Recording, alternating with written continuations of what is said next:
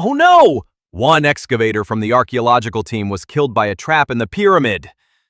Another person managed to carry an urn, but died a week later due to a curse from the urn. Who could have done this to the archaeologists, who were curious about ancient Egyptian civilization? The good news is, you are not part of that archaeological team. You are also not a tomb raider, not Lara Croft. Quite the opposite, you are a tomb builder. You ensured that the pharaoh's remains were safely kept and could achieve immortality. Or at least that's what you believed. You made sure that the gold and luxury goods were neatly stored with your pharaoh's mummy in the center of the pyramid, never to be looted because of all the traps you installed. You were one of the employees who adorned that pyramid with hieroglyphs, telling of the greatness of the pharaoh buried within. You, a tomb builder who was willing to spend part of your life under the scorching sun, demonstrating your loyalty to a dead king. Yes, it all started in a small village in ancient Egypt, Deir el-Medina.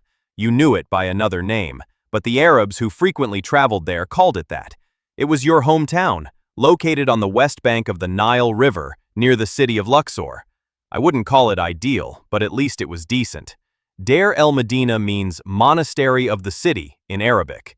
They called it that because when they arrived there was a monastery built by Coptic Christians, but that was far in the future. In your era, Deir el-Medina was a fully planned and exclusive community. For approximately 400 years, including the timeline you lived in, this village was home to skilled architects, talented sculptors, gifted painters, and laborers who worked in the Valley of the Kings and the Valley of the Queens. You were one of them. Look at that wall.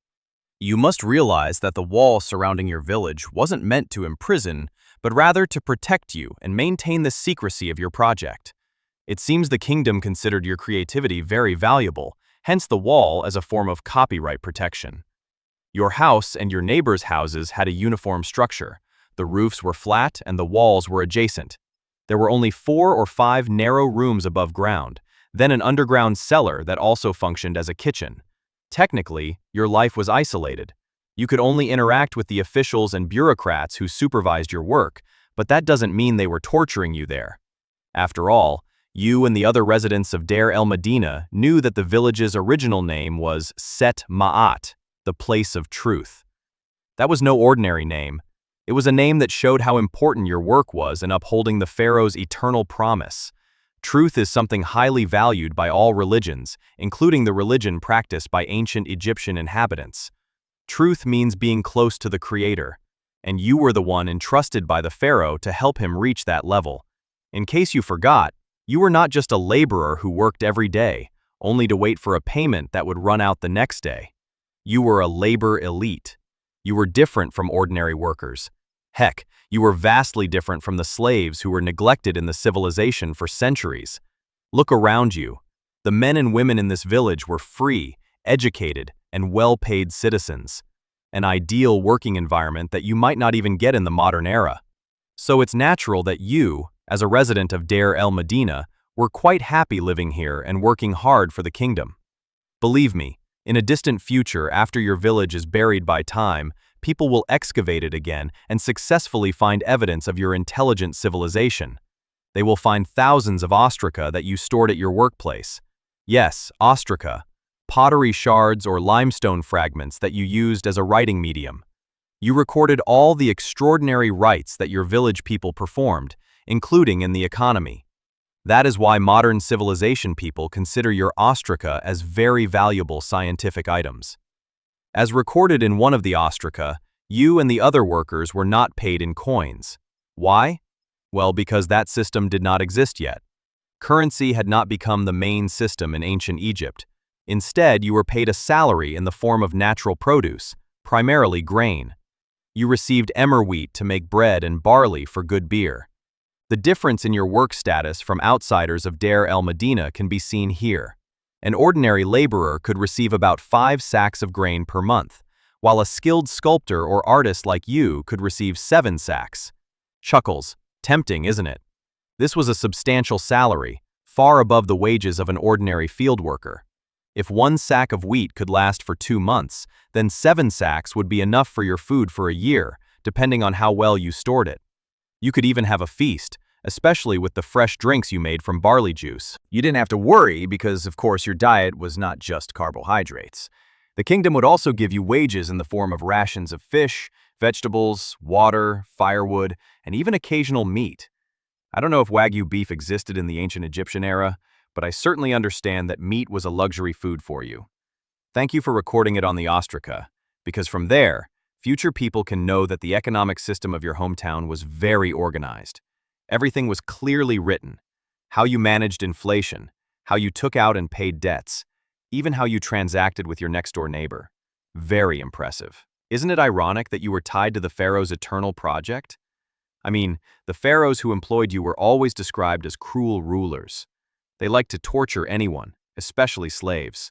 And one of them even became the enemy of a prophet. But in your small village, where your house and your neighbors' houses were adjacent, the social and economic system was actually very humane. Your status was still lower than the bureaucrats, but your life was not miserable. You could still share affection with your wife and children after work. All of this was possible because your job description and working hours were clear. Your job might be carving hieroglyphs on the pyramid walls, or perhaps you were the one sculpting statues around it, or you were decorating the pharaoh's tomb with your beautiful paintings, and also placing jewelry around the coffin. It could even be you who set the traps so that thieves would not enter and take the treasures the pharaoh bequeathed to be stored with him. What is certain is that you did not work alone. You worked in a team system, usually divided into two groups, the left side and the right side, and worked in shifts in the tomb corridors.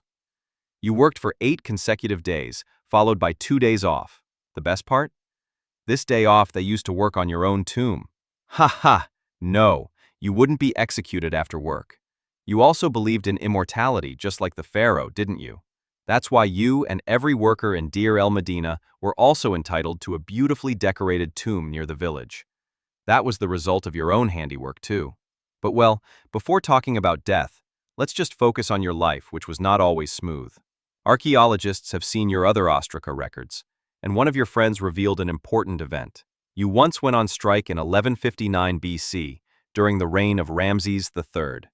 The reason? Your food rations were late or stopped. You and your friends marched out of the Valley of the Kings, sat in the temples, and shouted, "We are hungry!" A brave act against the notorious cruel pharaoh's bureaucracy, because we know he could roast you alive any time he was annoyed. The fact that you felt strong enough to demand your rights is impressive. What's even greater is that the pharaoh responded, showing your special status and invaluable worth to the kingdom. And speaking of life, you had a life rich in social interaction. You weren't just working. You had village protective deities such as the goddess Merit Seger, the protector of the tombs, whom you and the other villagers worshipped. You celebrated festivals together and documented family dramas, ranging from divorce to property disputes. Everything was recorded in your precious ostraca. You were a skilled villager. Thanks to your skills, art and decoration were not scarce in this village. The private tomb you built for yourself, and the tomb you made for family members, were treasures that rivaled the tombs of the nobles.